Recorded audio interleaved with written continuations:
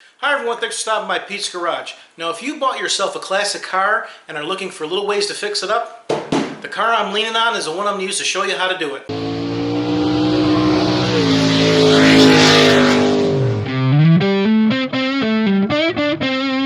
First, to all my friends and subscribers around the world during this global crisis, I'd like to say I hope you all stay healthy and no one really gets sick or dies. That's really pretty bad. We're all in this together.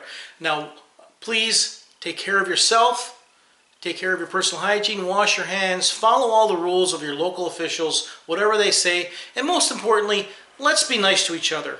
We shouldn't have to have a reason to be nice to each other like a global pandemic, but let's really be nice to each other and be patient, because when people are at home and people are stuck in places where they don't want to be, tempers can flare. Let's not panic, and for God's sake, leave some toilet paper for other people. Now for the car. This is a 1965 Ford Mustang Coupe with a 200 cubic inch 6-cylinder engine in it with automatic transmission.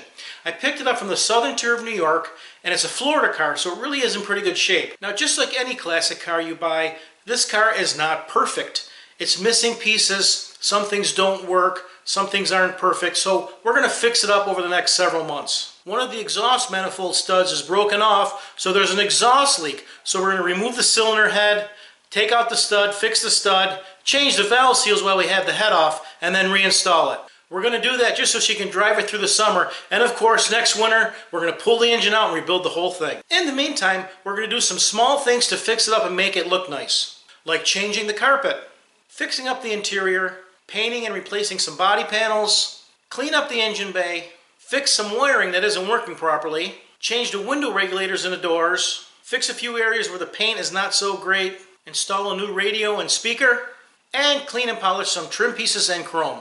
In the meantime, I still have other projects I'll be working on. I'll be finishing work on the Cobra. We'll be working on other videos about 60-second tips and how not to get ripped off. And then we'll put in there some videos on how to do some restoration on your vehicle. So stick around. Let's have some fun. Thanks for stopping by Pete's Garage.